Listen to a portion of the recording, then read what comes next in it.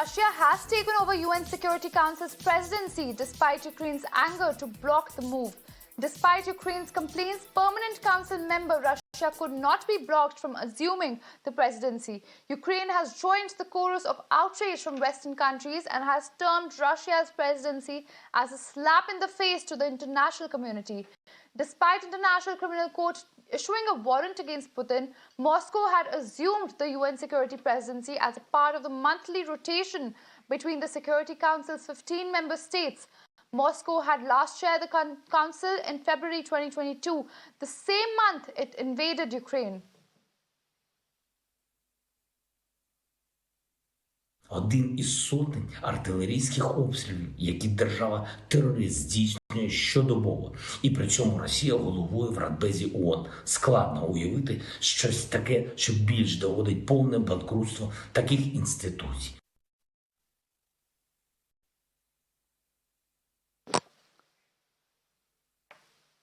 Russia has taken the UN Security Council's presidency despite Ukraine's anger to block the move.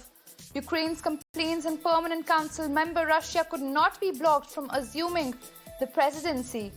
Ukraine has now joined the chorus of outrage from Western countries and has termed Russia's presidency as a slap in the face to the international community. Moscow had last chaired the council in February 2022, the same month it invaded Ukraine. My colleague Rishabh is patched with us. Rishabh, good morning. Now, Russia has taken the presidency of the UN Security Council despite Ukraine urging members to block the move.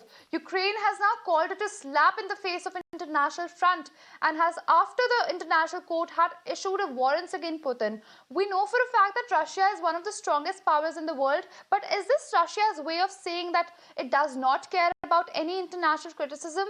And how does the UN really want to be a part of this? Because UN is all about human rights. So, there are two things that we need to consider when we are talking about Russia assuming the presidency of UNSC. A, this is a rotational basis and it's Russia's turn to assume presidency. As per United States as well, though they are the permanent member and have a veto right, they cannot stop a permanent member of United Nations Security Council to assume the presidency. This is correct that when Russia was president last time, which was in February 2022 for a month, this was the month on 26th of February, Russia invaded Ukraine, the whole Ukraine war began, and that's the reason that when Russia's presidency was announced, Ukraine tried to block it, and when it didn't get much of support, the Ukrainian ambassador to the United Nations also said that this is the worst joke on April Fool's Day, which was yesterday, the 1st of April, that Russia is taking over the presidency of such an important body, and also said that this shows that how UNSC needs further reforms. Remember, there have been talks of reforms in United Nations Security Council for years now. Even Russia support those reforms, but now Russia has assumed the presidency. It's more of a procedural announcement, and for a month Russia will be presiding over UNSC. One of the 15 members, 5 permanent and 10 or the temporary members of UNSC, take over the presidency on a rotation basis. India has also taken the presidency last year in December as well. So this is more of a procedural thing when it comes to the presidency, but Ukraine is aggressive, saying that this is a slap on the human right, this is a slap on United Nations as well.